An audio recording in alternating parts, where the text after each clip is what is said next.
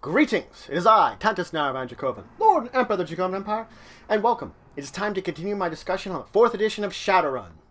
When we last left off, we were talking about the Matrix in the wireless world. Let's dive deeper into it. We have some more information for you today.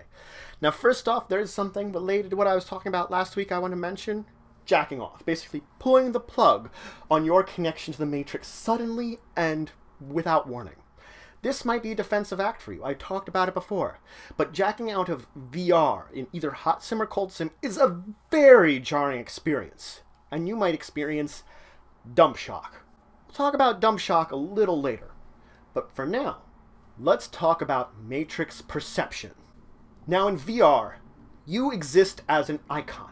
And this icon can be anything you wish for it to represent.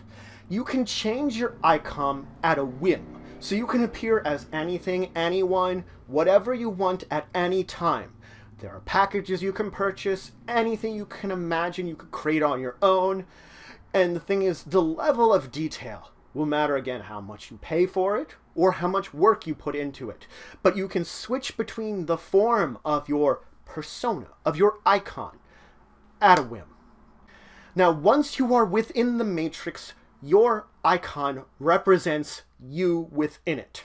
You start out in your comlink or your terminal, wherever you began with. And then distance means nothing. Kilometers means nothing. Only the connections between nodes mean anything. You can travel from this side of the world to the other side instantaneously with a snap of a finger. And guess what?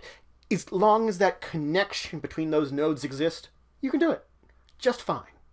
Now, everything you're going to see is going to be interpreted through SimSense into the various appearances it's supposed to have. Icons and anything you see will have various appearances that you're going to understand as you virtually perceive them. As you perceive them with your Matrix senses. It's your actual senses. Because again, the SimSense is sending those senses into your mind.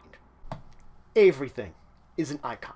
And you might have, though, use Matrix perception to tell really what that icon is, because some of them, it's easy to tell what that icon represents. Others might hide it, make it more difficult.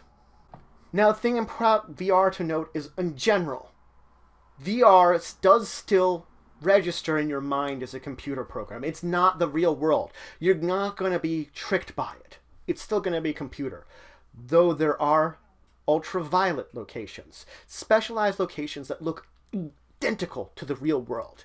They are dangerous places that can trick your senses. Now, when you enter into the virtual landscape of a node, it's whatever the programmer wanted it to be when you arrive there. This does not mean that you couldn't use a reality filter to attempt to see it in a way that you want. You can attempt to force your perception of the matter on whatever landscape you're in. It's up to you if you want to attempt that, though there are disadvantages to attempting to use it or not, or to using the reality of the location you're in. You have to live with it regardless of whatever it is. Now, very few attempt to basically break this and see the Matrix in all of their glory. In fact, the Matrix is filled with massive amounts of unnecessary data that would just overwhelm your mind that is traditionally filtered out. The things that you see when you enter into a node are the things that are only important to see. This means that there could be various icons or files, or especially ICEs, which might be hidden within this virtual landscape that you're entering into. You might have to unlock them and discover them because you're not normally going to perceive them. Again, it's that same filter that's preventing you from being overwhelmed by everything that exists within the Matrix. This bombardment of information that will just fry your senses if you're not careful. Now, you as a hacker, or you as someone, might face cyber combat at some point in time. Cyber combat is battle between hackers, or battle between the hacker and ICE, or an agent and an ICE. It is going to be a series of attacks against each other to basically overload each other's programs. That's cyber combat. Now, of course, you have an initiative when it relates to cyber combat. The important thing to note here is that your real-life initiative will mirror virtual initiative you have, the Matrix initiative. These two initiatives can actually occur at the same time. So you could have your Matrix adventure all off on your own, or it could mirror whatever's going on in the real world. So there could be events going on in the real world while you're doing something in the Matrix. You might be hacking into a door to try to break it down while your buddies are holding off the guards so that you can open this door so all of you can be drug in there and basically save the day. You can see how you can mash these together. Now, if you're using augmented reality, of course, you're using your Meat Bodies initiative, whatever it would be. And the advantage you have of this time, other than having, of course, just the initiative that your character would have, is that you can make physical actions or virtual actions at the same time. You can choose between the two that you're using. You don't have to basically do one or the other. If you're using VR initiative, of course, VR initiative is going to be based upon your comlinks response plus your intuition if you're cold simming with one extra initiative pass, or your comlinks response plus your intuition plus one with 2 extra initiative passes if you're hot simming. Regardless, you can only make Matrix-related actions. You can only do things that are going to affect the Matrix. There is another exception here if you are effectively rigging. If you're taking control of some kind of device in the physical world, be it a drone or a vehicle or something else, that you're entering into it and controlling it and using its sensors as your own senses, then you can affect the physical world. You've rigged into something. This means if you need to do something in the physical world, you have 2 choices. Log off and do it physical, or you can concentrate and attempt to take an initiative turn in the physical world. If you do this, you're still getting bombarded with VR data and you get a -6 to all your dice pulls. But effectively, you can get in your own mind and body again for just a second and basically move yourself forward if you need to, or something like that. Whatever physical part of the world you may need to do that you need a turn to do it, you can.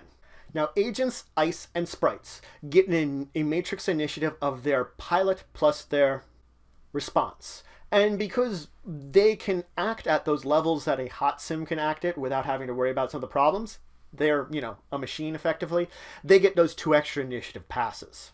Now, cyber combat, when you initiate it, is a complex action to launch your attack, whether you're using the attack program or black ice or black hammer, against whatever appropriate target you are hitting your attack program with.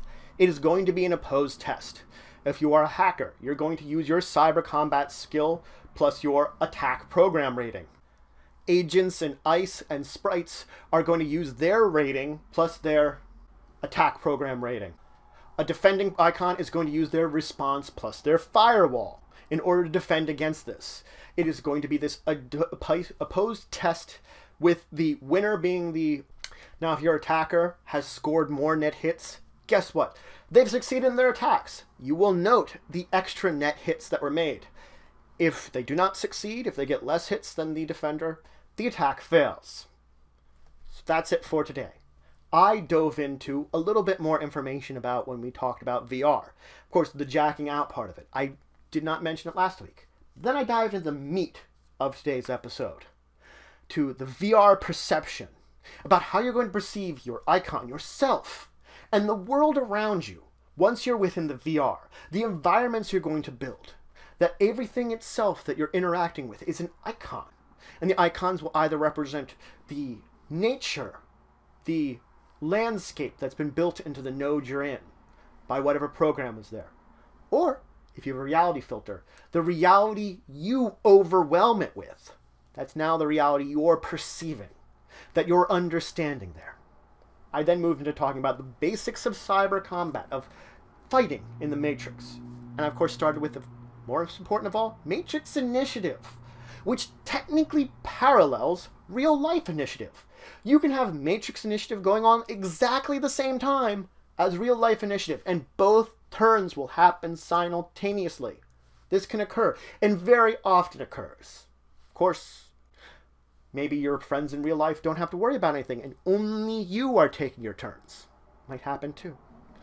I then just started diving into the actual act of combat.